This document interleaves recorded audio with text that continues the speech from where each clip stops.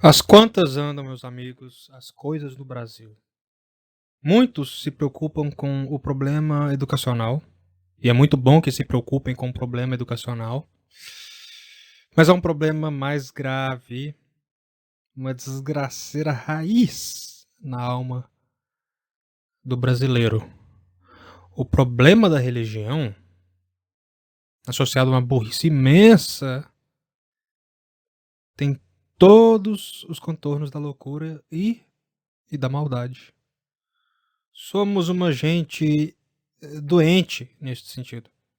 Somos burros, somos maus e somos loucos até.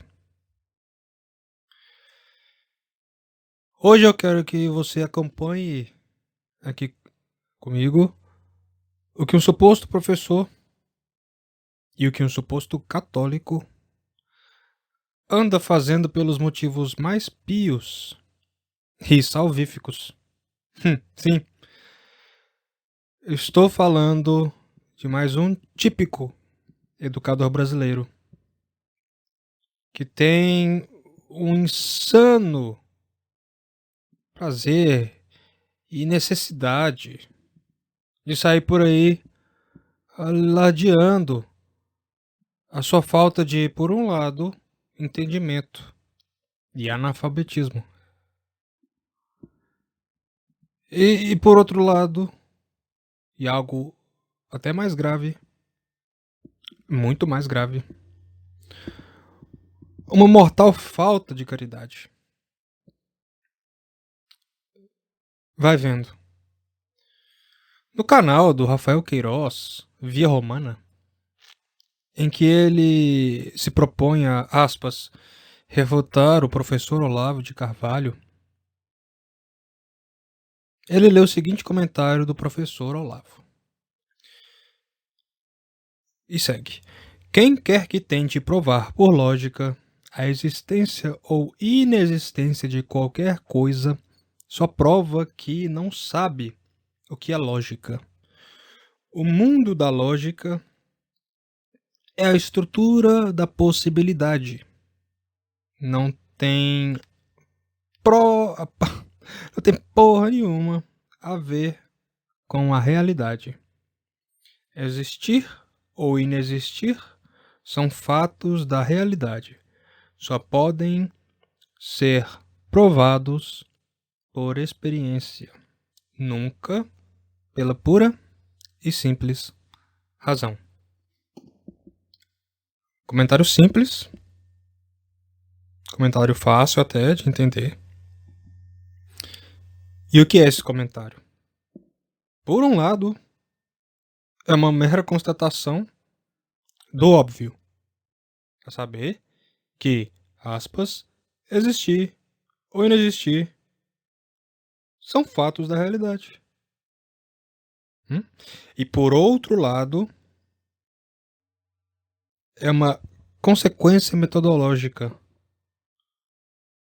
ou que a prova da realidade não é a lógica, mas é a experimental. A prova da realidade é sempre uma prova experimental.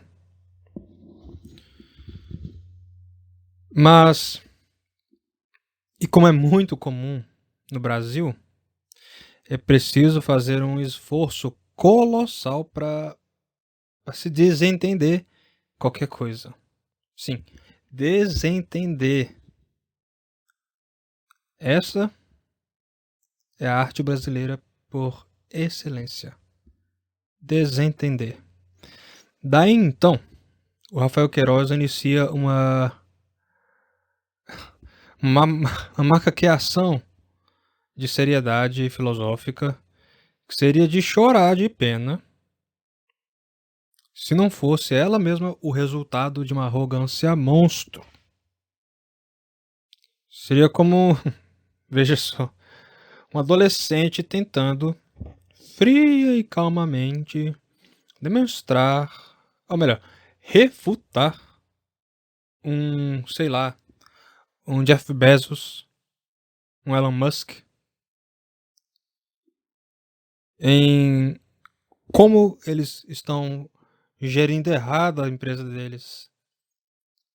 E por conseguinte, fazer a demonstração de como é o certo, como gerir a empresa corretamente. Enquanto ainda esse adolescente mora na casa dos pais.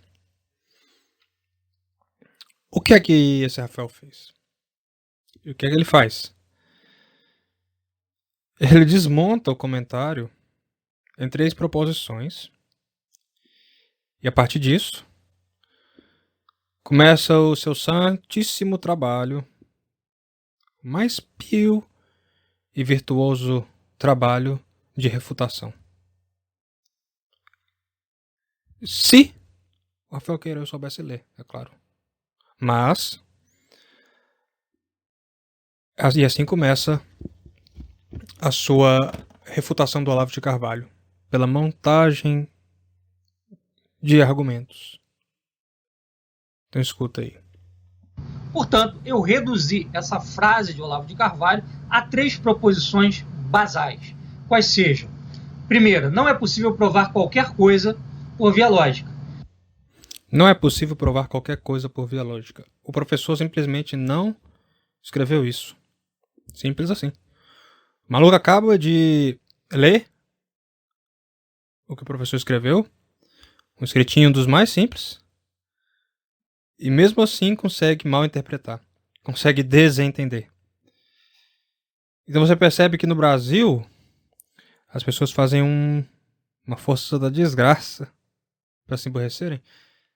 É um esforço imenso mesmo. O professor Olavo literalmente diz que não é possível provar a existência ou a inexistência de qualquer coisa. E daqui vem uma diferença bem grande. Se a pessoa tivesse boa vontade, ela não removeria os qualificativos da frase, ainda que não entendesse bem. E pior, se a pessoa se arroga conhecimento em alguma prática filosófica, por mais mínima que seja, então muito mais ainda, né, ela haveria de perceber a diferença entre uma prova lógica e a prova de uma existência. Essa, é bom lembrar aqui, é a famosíssima falácia do espantalho. Podem colocar esse exemplo aqui num dicionário tosco de falácias.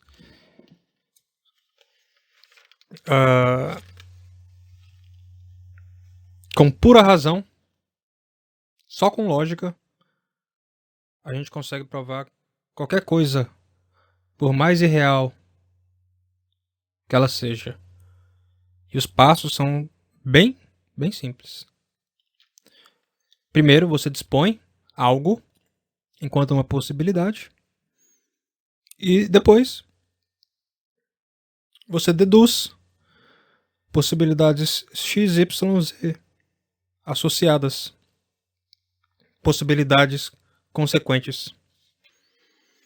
Primeiro você diz: se todo homem é mortal, se Sócrates é um homem, logo Sócrates é mortal. Esse é um exemplo clássico.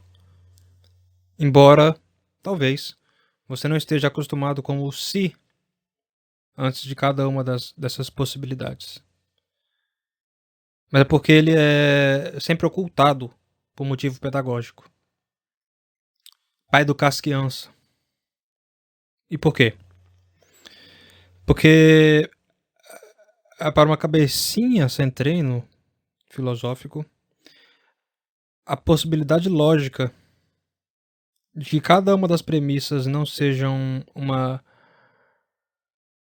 conclusão lógica, ela mesma, mas a constatação de experiências e de um certo senso comum da percepção, essa possibilidade complicaria os primeiros passos educativos. E, no entanto, os próximos passos em uma jornada filosófica são justamente abandonar não a construção de proposições verdadeiras, como a de que Sócrates é um homem, mas entender e aceitar que sempre poderíamos dizer: Sócrates não é um homem. E discutir logicamente, alterando o sentido das palavras, alterando os referentes que as palavras apontam, e por fim criando um mundo virtual e paralelo, inteiramente lógico, no qual poderia ser dito: todo homem é imortal. Sócrates não é um homem, logo Sócrates é mortal. Isto é, uma conclusão que é a mesma, mas com premissas loucas, de lógica perfeita, mas completamente insana.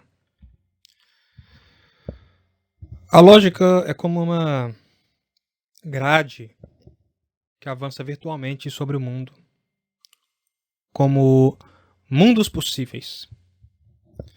E é exatamente isto o que é a possibilidade. Coisas possíveis que, no entanto, não são. E é isto que o professor Olavo chama de estrutura da possibilidade. Quando você vê um prédio, você sabe que ele tem uma estrutura que foi pensada pelo arquiteto, mas que ela não é a mesma coisa que o prédio. Quando você vê um mapa, você sabe que ele se refere a um certo espaço real, a uma geografia de fato. E, no entanto, aquele mapa não é exatamente. Ele é um plano. Ele é uma transcrição lógica de algo de fato que você pode ali andar e experimentar.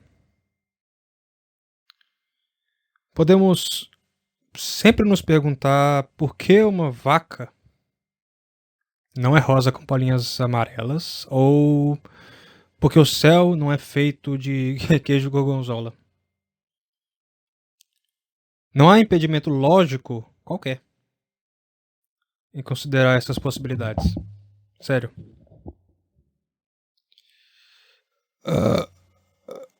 E tanto é assim que a gente consegue imaginá-las. Uma vaca rosa, um céu de gorgonzola, uma montanha dourada. O importante é não perder de vista nunca que as coisas não são todas as suas possibilidades, mas são o que são.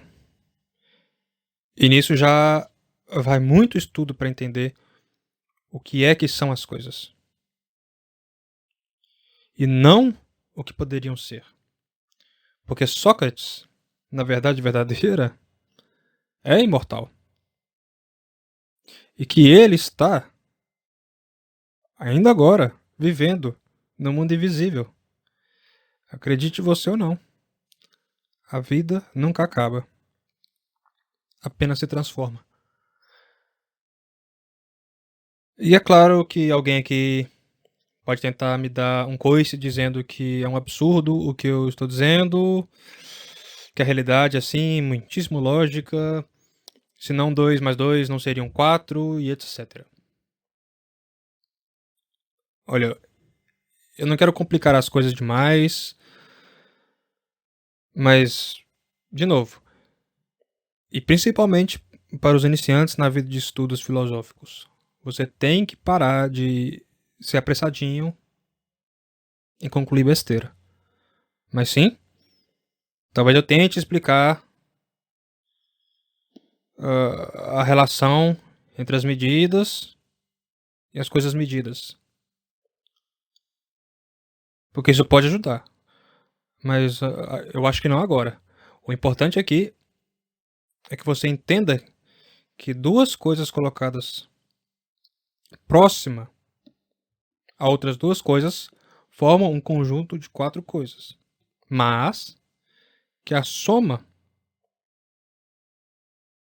lógica de um 2 abstrato com outro não forma um conjunto, mas outro número chamado 4.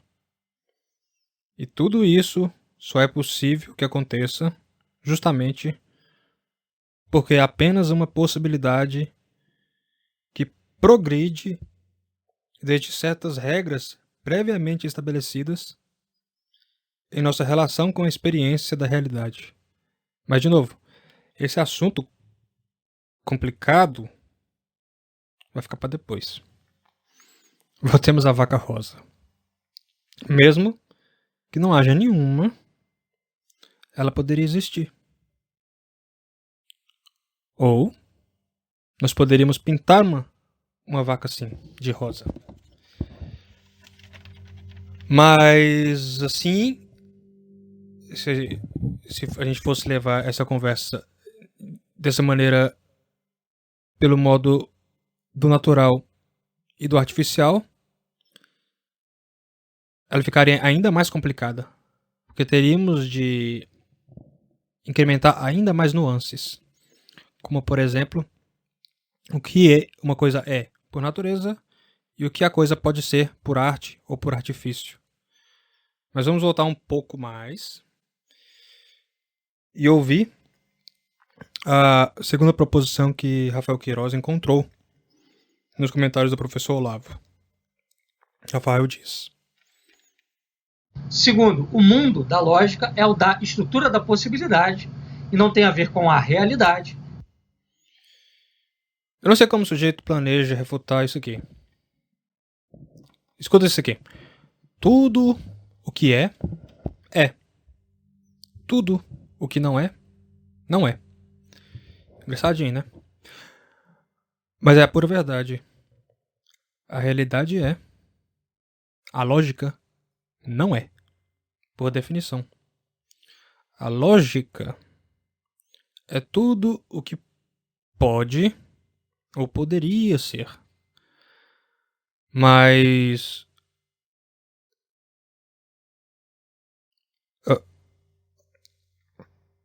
nem a soma de todas as possibilidades possíveis existe. Como qualquer mais mínima coisinha que existe de fato. Algo que existe de fato é mais que possível. É real. Mas o possível, então, não tem nenhuma realidade? Não. O possível é só virtualidade. Mas como eu penso algo que não existe? Uai, é justamente por isso. Você pensa algo justamente porque essa coisa não está na sua frente para você percebê-la. Você pensa uma montanha possível, que é todinha de ouro e pedras preciosas, justamente porque ela não existe. E se por acaso você quiser insistir em questões sobre o estatuto ontológico das possibilidades, isto é, se algo pensado existe enquanto forma mental, então tudo bem, sem problemas. Mas a forma mental é só uma estrutura sem substância de realidade. Pensar um gato é diferente de ver um gato, que ainda é diferente do gato mesmo, que existe independente de ser visto ou de ser pensado por nós. E continua Rafael Queiroz. Terceiro, existir ou inexistir são fatos da realidade, só podem ser provados pela experiência. Sim, depois de tudo o que falamos aqui, eu nem sei como como uma coisa poderia ser matéria de aspas, refutação séria. É claro, a gente espera a refutação desse rapaz por pura ingenuidade. Porque vai vir só podreira. Vai vir só doideira, pode ter certeza. Sério. Falando em doideira, em loucura, o que seria loucura? O que seria a loucura? Além de uma estrutura lógica possível que remove a pessoa da realidade. E o que seria a cura para as mais diversas insanidades, se não reinserir a pessoa no seio do mistério da realidade? Vai pensando aí. Toda loucura é uma armação lógica. E não somente mental, porque as possibilidades invadem a realidade do louco através daquilo que sempre procuramos confessar, as nossas palavras e pensamentos, atos e omissões. A loucura é um tipo de cegueira, mas quem nunca viu um cego andando? Os mundos possíveis são aqui experimentados como uma proteção contra a realidade e um afastamento da realidade. E por quê? Porque a realidade é misteriosa e contraditória sempre. Então vamos repetir isso aqui. A realidade é misteriosa e contraditória sempre. A face do mistério é uma cruz, que é uma espada. É um Deus, que é um homem. É uma mãe, que é uma virgem.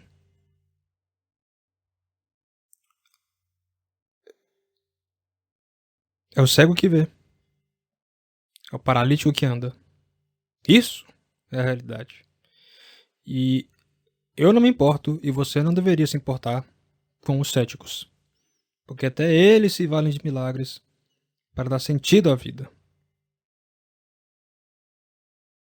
Porque a mais alta verdade que há é que a vida, a realidade da vida, e não a sua mera possibilidade, é o milagre dos milagres. E nós devemos pedir sempre perdão ao autor da vida pelas nossas faltas, para que ele nos cure das nossas doenças e misérias humanas, que são sempre orgulho e são sempre vaidade. Meus amigos, por fim, nunca defendam posições neutras, porque elas são meras possibilidades lógicas. Defendamos sempre a realidade, mesmo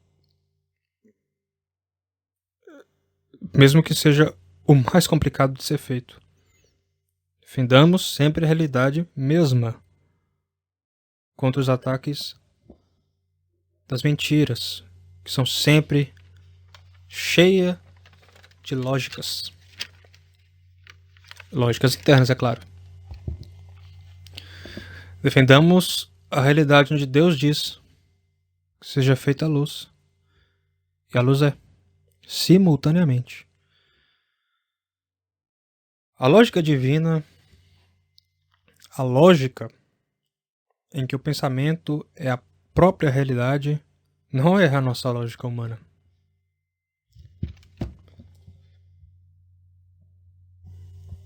Essa foi a tentação de Eva no paraíso terrestre.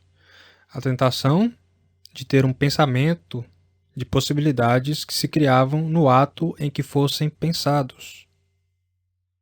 Num certo sentido, essa é a nossa sina até hoje. E é daqui, desse pecado, que nascem todas as porcarias do mundo. A contradição é o modo mesmo de tudo que Deus criou. Tudo que existe só existe porque Deus existe. Então meio que não existem. Porque só existem por uma vontade alheia e superior a elas. Mas voltemos à lógica. ou a uma consequência lógica. Vamos ver uma consequência política. A utopia socialista, ou a liberal, a comunista, ou a capitalista. Aquele fim último desejado em todas essas utopias é uma possibilidade lógica. Mas ninguém nunca a experimentou. Ela não é segundo a lógica divina, que é a ordem da realidade, mas segundo a nossa lógica humana, que são as possibilidades nominais além da realidade. Possibilidades nominais além da realidade. É mais uma das nossas ficções humanas.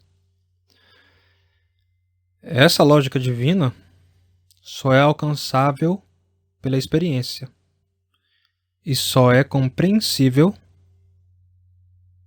por nós pela simbólica, que ela sim é integrada à ordem divina, que é a possibilidade escolhida por Deus e que é a própria realidade, a qual não conseguimos alterar jamais, porque ela condiciona a nossa lógica humana, isto é, a lógica de mundos possíveis que necessariamente se vale do mundo real como referência.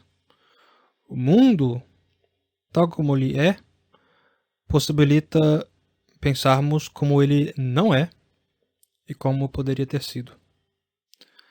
A ordem superior é a ordem do Logos e não a ordem da lógica.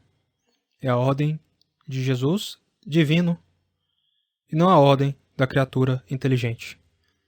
Jesus diz: seja a luz, e a luz é. Nós dizemos: a luz, seja a luz, e ficamos no breu.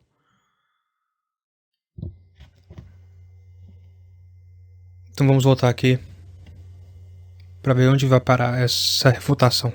São essas três afirmações basilares desse parágrafo publicado por Olavo de Carvalho, que diz, via de regra, que pela via da lógica, pela via da razão, não se pode provar a existência de qualquer coisa que seja. Perfeito?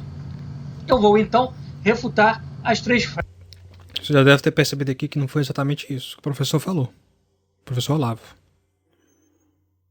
Então ele vai refutar, inicialmente, um espantalho, mas a gente acompanha. O rapaz quer passar vergonha. Frases, passo a passo. Primeiramente, eu queria deixar claro o seguinte. Um bom filósofo, ele trata com rigor os conceitos que ele se vale, os termos dos quais ele se utiliza nas suas proposições. Não é o que acontece em Olavo de Carvalho, que tem uma filosofia, entre aspas, muito mais próxima da literatura, né, da arte, do que propriamente da lógica, né, do rigor lógico que deve existir no trabalho filosófico. O Olavo de Carvalho, ele valoriza mais uma filosofia calcada em simbolismo e em termos usados de maneira flexível, que uma filosofia baseada em rigorismo em termos usados com base em definições bem claras, bem precisas, bem exatas. Você já vê o espírito da coisa, né? Rigorismo. A busca pelo discurso oficial, dicionarizado,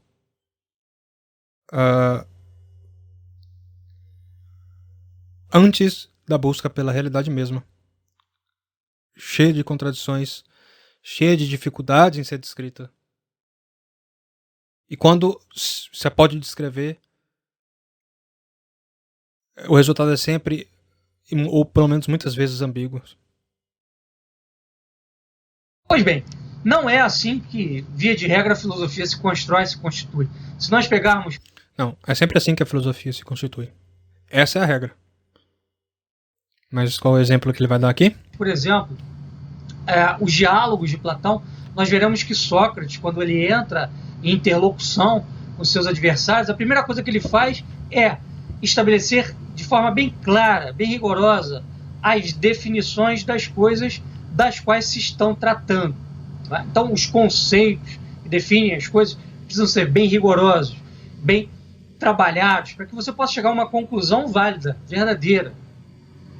Nós não vemos isso por parte de Olavo de Carvalho.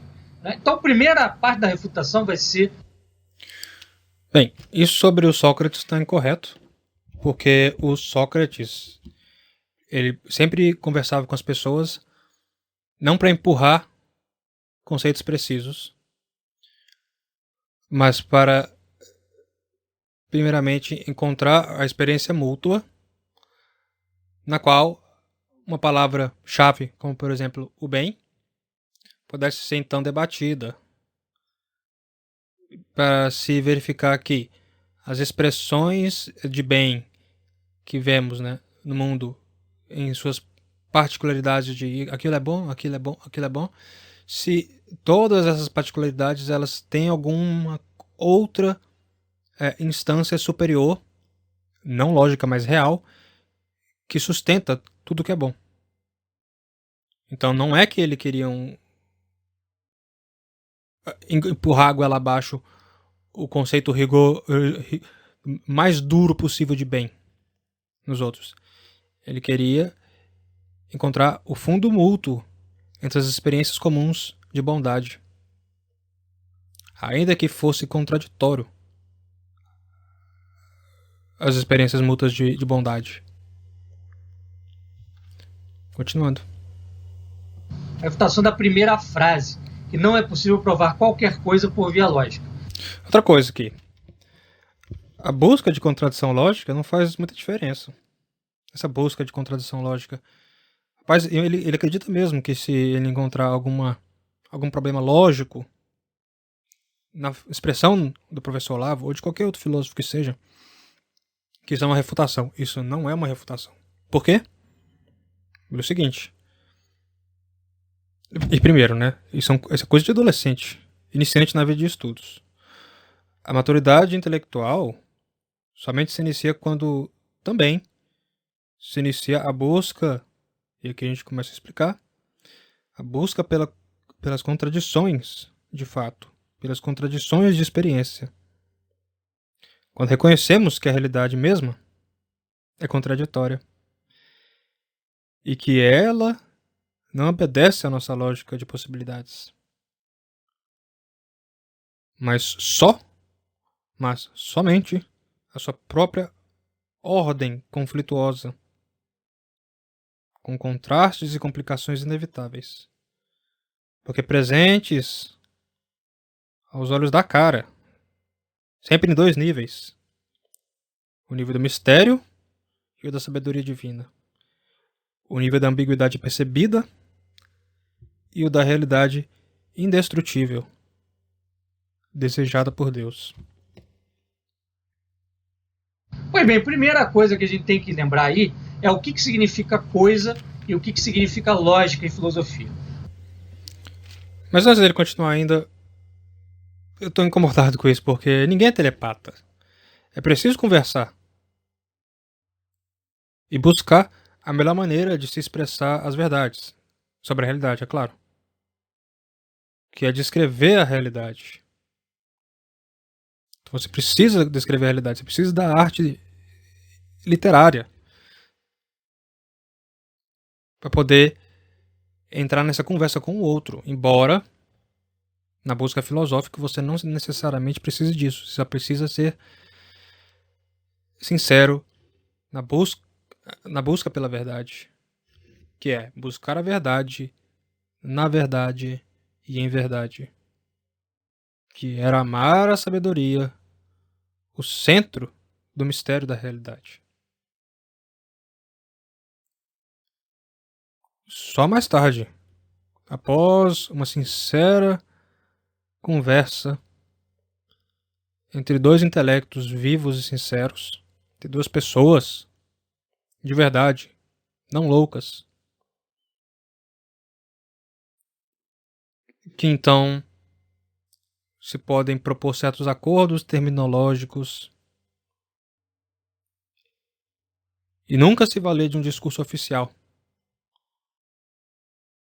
sem que ele tenha sido previamente examinado, desde o interior do coração de cada um dos participantes. Especialmente quando se sabe que esse discurso oficial não nasceu do desejo de conhecer, senão de outros desejos, como o desejo de dominar e o desejo de transformar. E para quem é cristão, isso é ainda mais fácil, porque todos nós sabemos que as formulações dogmáticas não nasceram prontas, mas elas crescem a partir do fato. Tem o fato, a descrição e as tentativas de descrição daquele fato, e depois discussões sobre a descrição, sobre a conexão entre o fato e a descrição.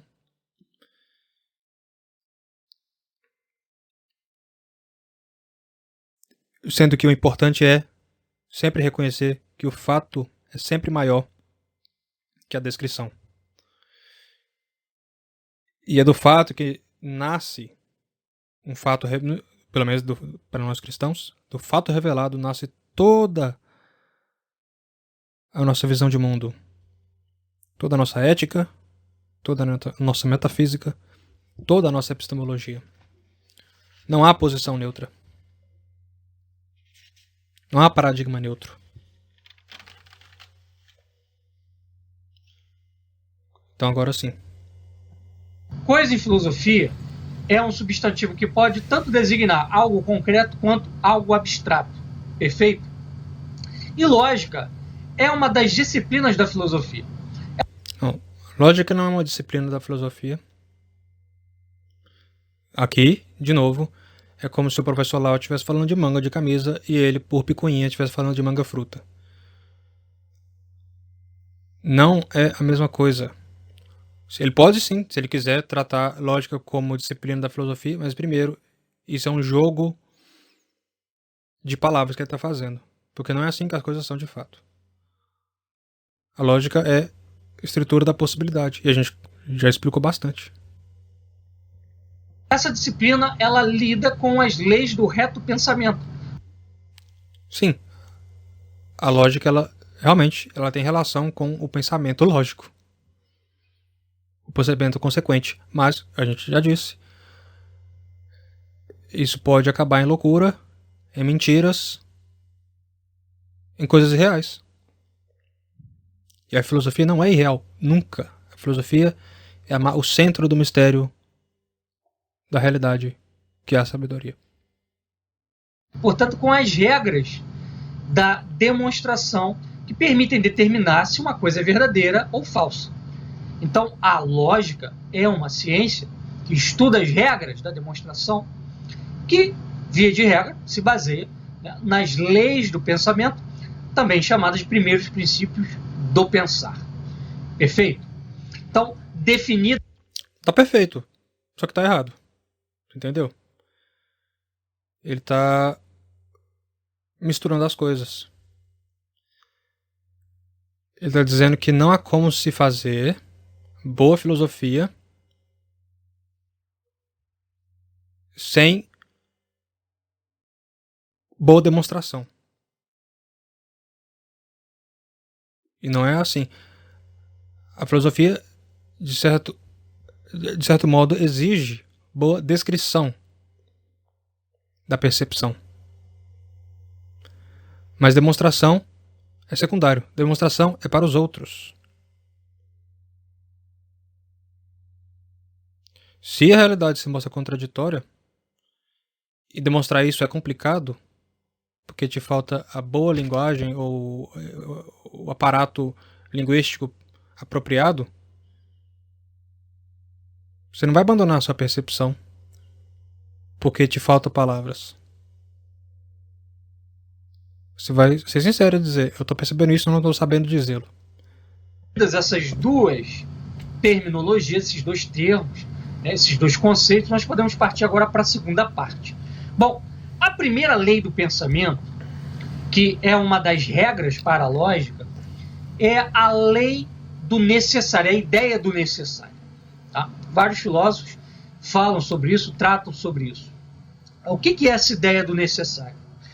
É o primeiro objeto da lógica, que consiste, basicamente, em determinar o que necessariamente tem que existir para que um ser seja o que ele é. Tá? A lógica, ela trata primacialmente não da possibilidade, mas da necessidade de algo existir ou não existir.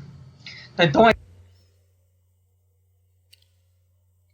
desde o mundo lógico de possibilidades. Dizer que uma coisa é possível ou impossível desde o mundo ficcional e virtual da realidade, da lógica. Não desde a realidade. De novo, a vaca rosa, o monstro do espaguete voador, o seu de gorgonzola. Todas essas coisas são possibilidades, são ficcionais. Mas elas não podem ser experimentadas porque elas são inexistentes. De modo que você pode tratá-las como possibilidade, nunca como realidade. Aí a gente já está encaminhando a solução para a segunda frase, a segunda proposição do Olavo, sobre a questão da estrutura da possibilidade, do mundo da lógica ser o mundo da estrutura da possibilidade. Então a gente já vê aí que, na verdade, o primeiro objeto da lógica é a necessidade, o que necessariamente tem que existir, não o que pode existir. Simplesmente ele não está falando coisa com coisa aqui. Parece que ele deu uma folhada ali no Wikipedia e está falando o tema de maneira muito confusa. Este algo, né, que precisa existir para que um ser seja o que é uma coisa abstrata. Então, nós vimos lá no início, quando começamos a definir os termos, né, da nossa discussão aqui, né, da nossa apresentação, que coisa pode ser tanto algo concreto quanto abstrato. Tá? Essa coisa abstrata, esse algo abstrato, se refere a uma essência, a um predicado, né, a um atributo. Perfeito? Então, a lógica trata sim da existência ou da inexistência de algo. E que algo é esse? O predicado, a qualidade, a essência que deve haver no ente concreto para ele ser o que ele é. Todo ente concreto tem uma essência, né, que faz que ele seja X ou Y, seja um gato, um cachorro, um copo, um lápis, um celular, uma televisão. Tá? E essa qualidade tem que existir nesse ente, é uma coisa abstrata. Tá? Então, de uma verdade lógica, nós podemos sim concluir uma verdade ontológica. Concluir que... Não. Não é porque o gato existe que ele existe porque a essência dele existe. Essa é, e aqui vai ficar claro para vocês agora. O gato ele é simultaneamente concreto e abstrato. Você nunca vê a essência do gato sem o gato.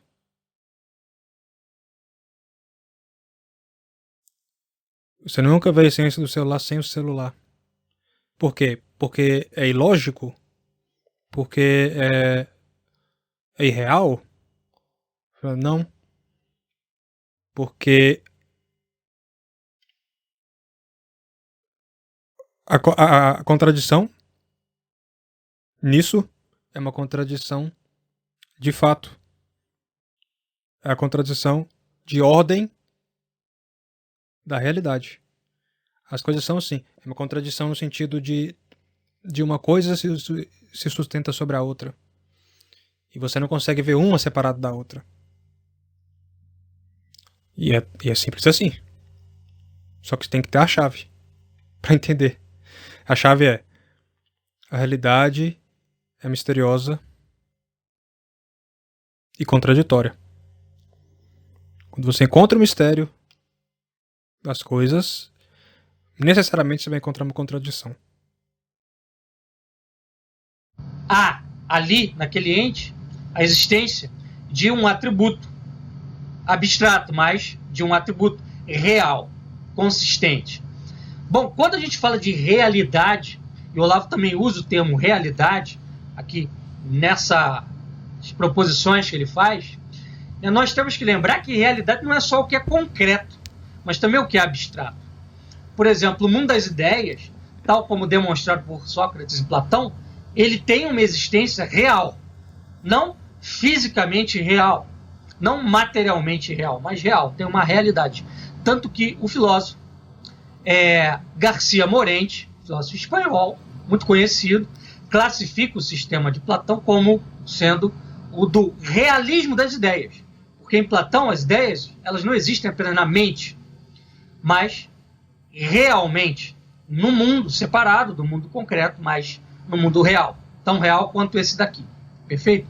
Então a metafísica, por exemplo, que é uma das disciplinas da filosofia, aponta para o fato de que existem coisas abstratas que têm existência real, tá?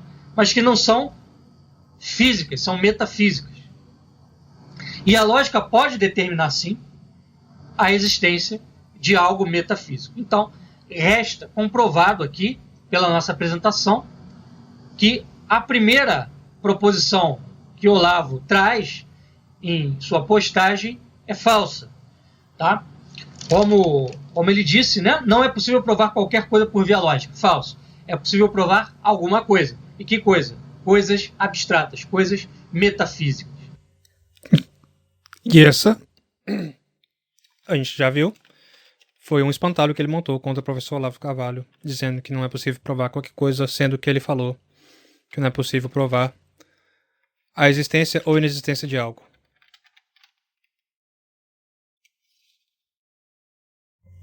E pior, né? Ele dizendo que a realidade abstrata tem a mesma realidade que a realidade completa. Porque, na verdade, ele fez uma diferenciação falsa aqui, ou um corte falso, entre abstração e concretude.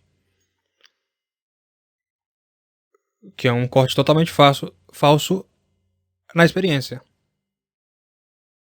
Então, fazendo um corte falso, que é um corte abstrativo, ele pode vir a dizer que é possível se provar por meio lógico a realidade de abstrações, ou de possibilidades abstratas, embora claramente não é possível provar a realidade de coisas concretas que só podem ser experimentadas.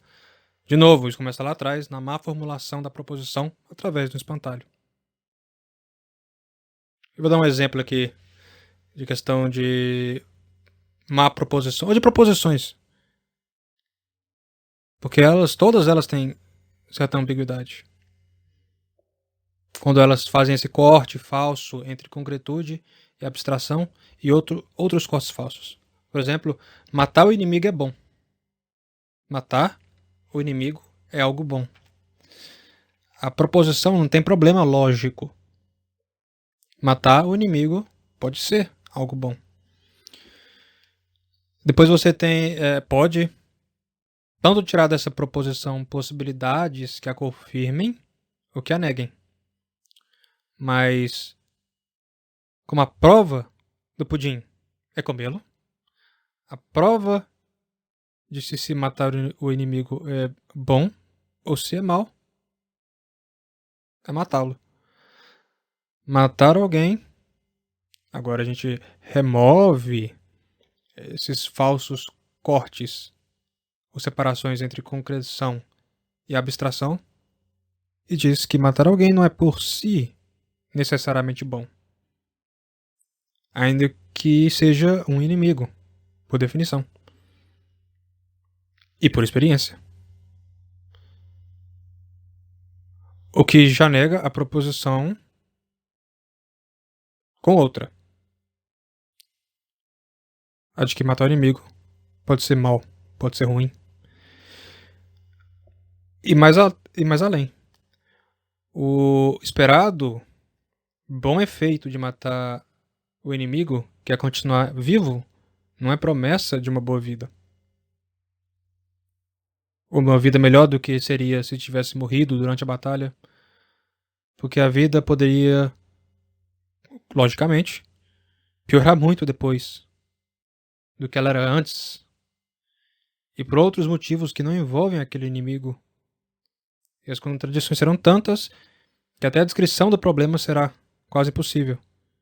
E, no entanto, aquela será a sua realidade, que não é meramente concreta, que não é meramente abstrata. Essa separação é pedagógica. Ela não é própria do trabalho sério do filósofo.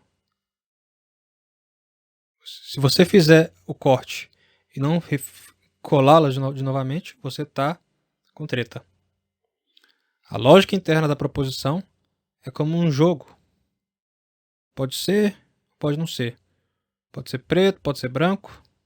E nunca vai deixar de ser um jogo que se joga por cima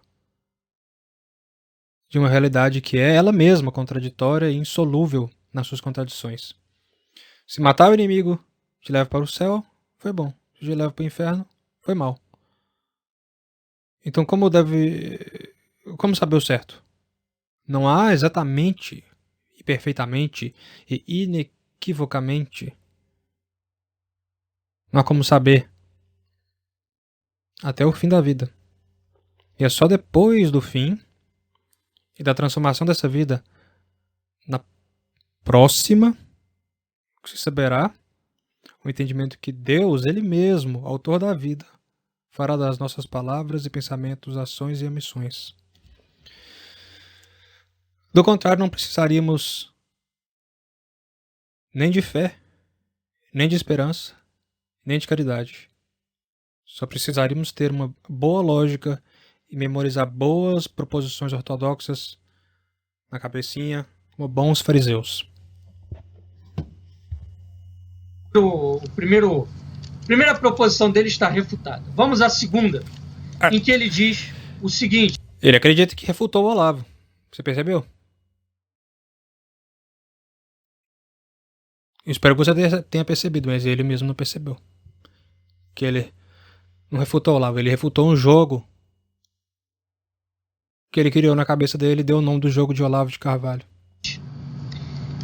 O mundo da lógica é o da estrutura da possibilidade e não tem a ver com a realidade. Pois bem, qual é o erro que Olavo comete aí? Olavo aí cai num sofisma por falta cometida na indução. Ou seja, ele faz uma indução a partir de uma parte da lógica e daí ele conclui o todo da lógica. Porque assim, na lógica, como disciplina, existem várias partes. Existe a lógica modal, que é essa lógica das possibilidades da qual ele está falando aí nessa frase. Tá? Essa lógica modal está ligada à estatística, à matemática, à probabilística, né, que é trabalhada bastante por filósofos do século XX, tá? Que fizeram análises nesse campo da probabilidade da possibilidade com base em lógica modal matemática. Um desses filósofos é o Frege, que é bastante conhecido. Então, se você pegar, por exemplo, o seguinte silogismo: se A igual a B e B igual a C, logo C igual a A, você está fazendo aqui, né, um silogismo modal. O que é A, o que é B, o que é C? O mais triste disso tudo aqui é a pessoa acreditar que está fazendo filosofia quando ele está fazendo brincadeira combinatória. O carinha que joga Minecraft está mais na realidade que esses filósofos aqui, gente. Né? Esses termos A, B e C não correspondem realmente a entes reais, nem também a entes ideais, nem também a coisas abstratas. Mas eles podem representar qualquer objeto, porque eles servem justamente para cálculos estatísticos e probabilísticos dentro da matemática. Tá? Uhum. Então a lógica modal, claro, ela é puramente formal, ela não tem relação nenhuma com entes reais ou entes abstratos.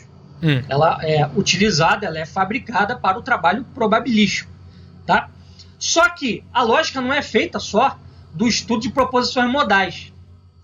A lógica também tem outras partes que a compõem, né?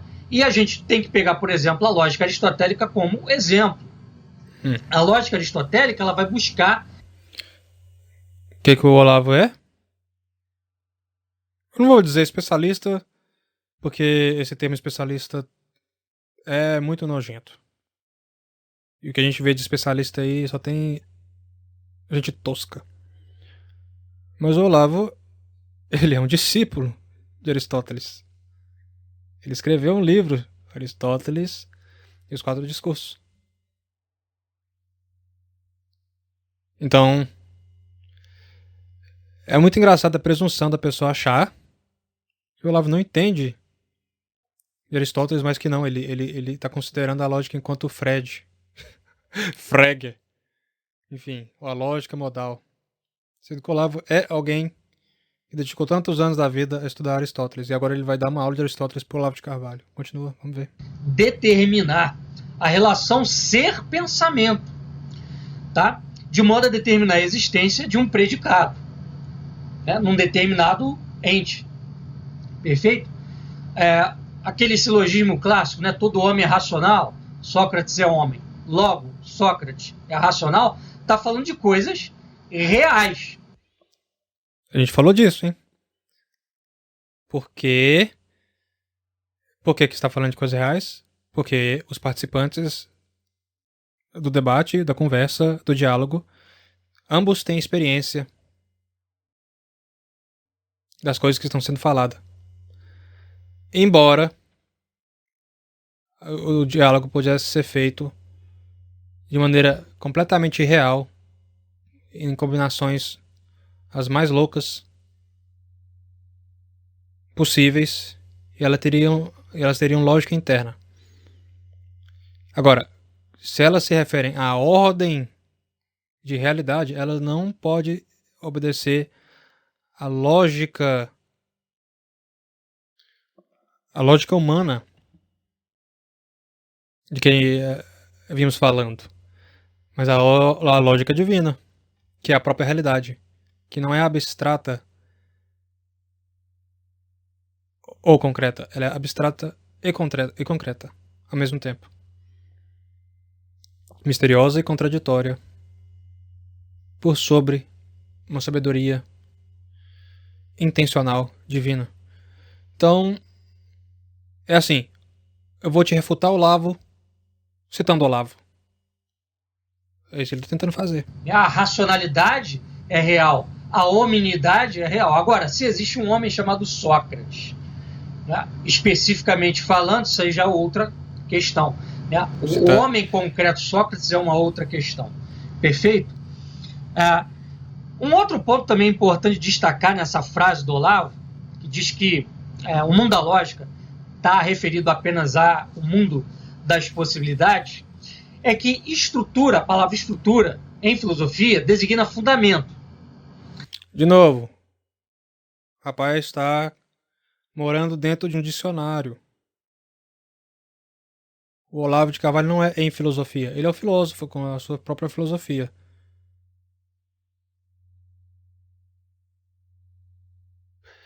É muito estranho, é como assim, você está conversando com a pessoa e ela não te escuta, ela está escutando só o que ela quer ouvir. E você vai fazer o quê? Você não pode fazer nada. E quem estuda o fundamento é a ontologia e a metafísica. Mas, sobremaneira, neste quesito das possibilidades, quem trata disto é a ontologia, porque a ontologia é a ciência do ser. Tá? O fundamento das possibilidades tem relação com as potencialidades. Bom, a ontologia ela trata da relação ato-potência. Né? Então é a ontologia, não a lógica, que estuda aí. Né? Porque a ontologia estuda o ser, e só a partir do ser é que podemos saber o que pode vir a ser. Ou seja, só a partir disso é que podemos saber quais são as possibilidades existentes. A gente falou isso o tempo todo. O Olavo fala isso o tempo todo. O maluco tá tentando refutar o Olavo de Carvalho. Com o Olavo de Carvalho. Perfeito? Então, Olavo confunde tudo. Ele não sabe o que significa estrutura, não entende que o estudo da estrutura das possibilidades remete à ontologia, não à lógica. Então é um sujeito que não tem rigor. A estrutura da possibilidade se refere à ontologia. Agora, quando você pensa sobre a ontologia, o pensamento é por necessidade lógica. Você não pensa a luz é. Você não é Deus, cara. Você pensa a luz e você imagina possibilidades de luz. Purismo, né, Burrice, maldade e loucura. na sua conceituação, nas suas definições. Então, que filósofo é esse? E vamos então aqui à terceira É um filósofo. Você não é nada. frase de Olavo de Carvalho, que diz assim: existir ou inexistir são fatos da realidade. Só podem ser provados pela experiência. Então vamos lá. Em primeiro lugar, nem sempre algo existe como fato. A maioria das coisas não existe como um fato da realidade. O que é fato? Fato é um evento circunscrito ao tempo e ao espaço. Por exemplo, eu, Rafael, sou um fato. Mas é bom, é legal, né? Porque o cara ele já pressupõe que é banal e indiscutível tempo e espaço. E que por isso mesmo o fato também é discutível. Não tem nenhum problema. Porque tá no dicionário de filosofia o que é um fato. Tá no dicionário de filosofia o que é um tempo. O que tá no dicionário de filosofia o que é o espaço. O que é um fato? Fato é o que possui existência. De modo que uma possibilidade não é um fato. Simples assim.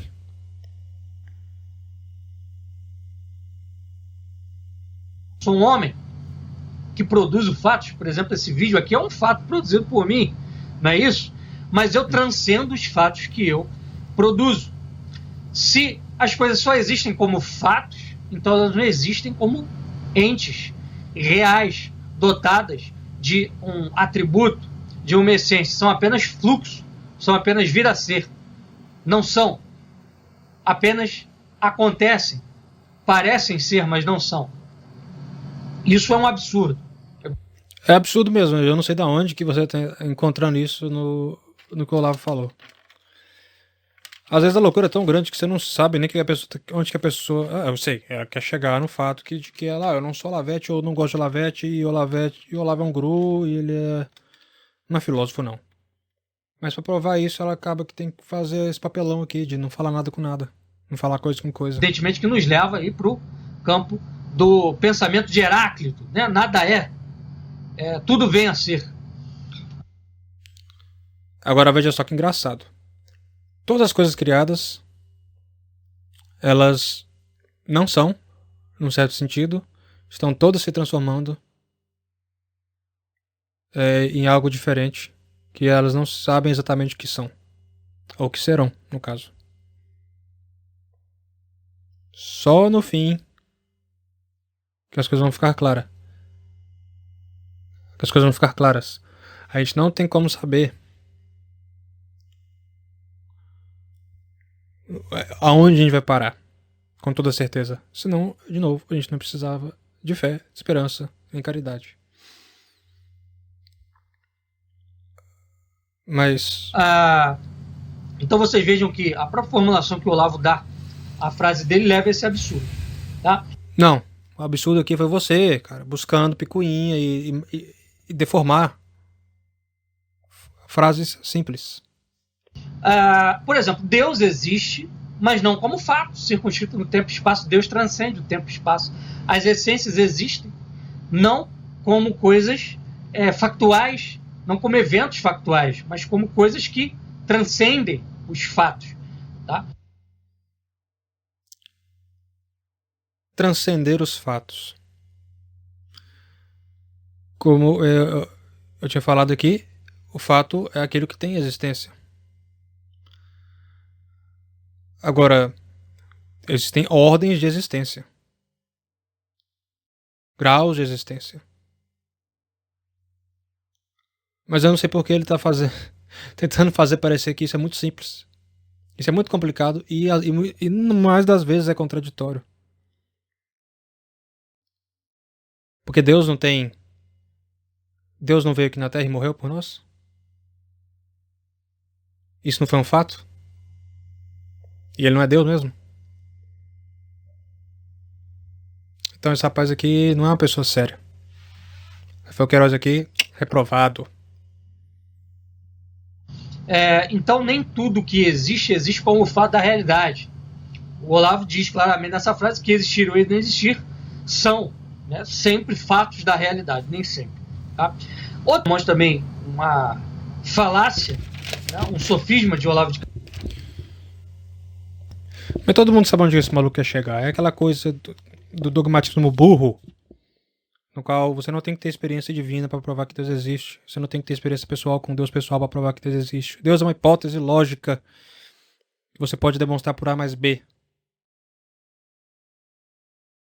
E claro que isso vai cair em positivismo lógico, ceticismo e em ateísmo.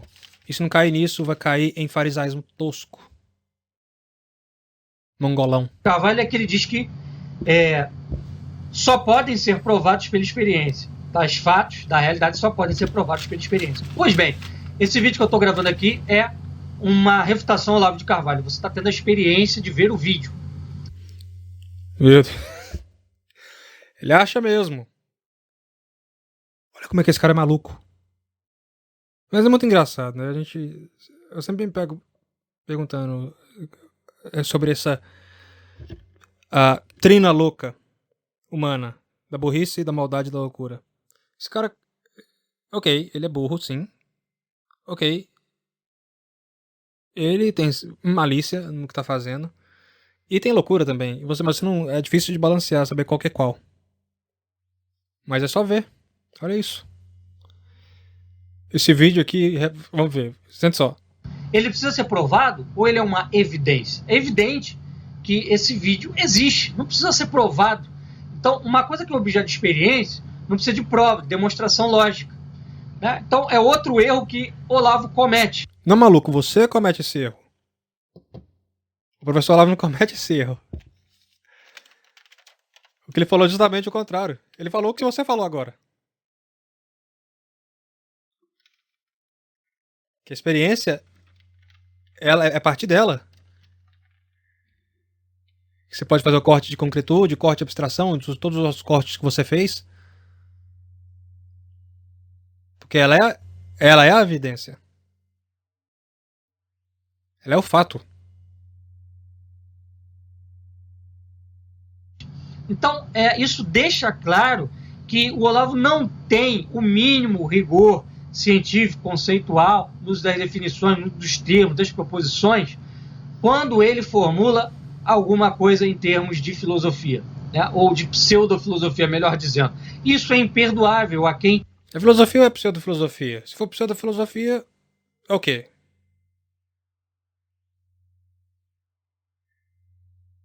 É falta de rigorismo? Você gosta de uma coisa rigorosa? E a pessoa não percebe o quanto que ela tá trancada, né? Nesse escuro de raciocínios mal refletidos e mal encontrados na sua própria experiência. Se ele tentasse ouvir não só o que o professor Olavo diz ou escreveu, que é aquilo que ele tenta refutar, mas simplesmente aquilo que ele mesmo está dizendo, eu não cometeria esse tipo de burrice.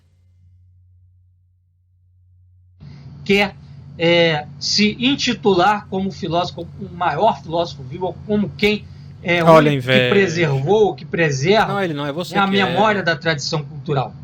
Né? E para definir aqui de uma vez, ir para o nocaute argumentativo do guru, gente, não ri. Da Virgínia, nós vamos provar através de dois silogismos. Isso é meio sério. Aqui, né, através de duas conclusões lógicas extraídas de um silogismo, que nós podemos, dessa conclusão lógica, saltar para uma existência ontológica, mostrando assim que a tese do Olavo é completamente falsa. Bom, primeiro... Ele vai saltar num silogismo lógico para uma realidade, para uma ontologia. Ele vai falar: se o monstro do espaguete voador está voando sobre a Terra como um satélite, Se a lua é de queijo, então esse monstro, ele tem queijo ralado em cima dele. Que outra estupidez assim, velho. O silogismo é o seguinte: o que é simples não se corrompe, é a premissa maior. A alma é simples, premissa menor. Conclusão: logo a alma é incorruptível. Então, se tudo que é simples não se corrompe e a alma é simples, logo a alma é incorruptível. Portanto, nós provamos a existência de uma atribuição existente. Você não provou nada, cara. Você fez um joguinho de palavras. Você fez um jogo de palavras. Na alma, de um predicado da alma, a incorruptibilidade. Perfeito? Nós provamos a existência de uma coisa, né? Abstrata, mas de uma coisa. E uma coisa abstrata. A vaca rosa, unicórnio, quimeras. O cara tá querendo discutir filosofia baseado em coisas abstratas. depois nós temos um entinema, que é um silogismo pequeno, né, sintético, que é o seguinte: aquele que deixa fazer um crime é culpado pelo crime. Portanto, esse silogismo prova a existência da culpabilidade naquele que deixou o crime acontecer. Prova a existência de algo. Tá? Então, fica provado aqui que o Olavo de Carvalho não sabe do que fala e fica, portanto, refutada a sua afirmação de que, por via lógica, não se prova coisa nenhuma. Tá bom, pessoal? Era isso que tínhamos a... Não tem mais muito o que ser dito agora. Rafael Queiroz aqui passou a vergonha que quis. A gente tentou evitar, mas não foi possível.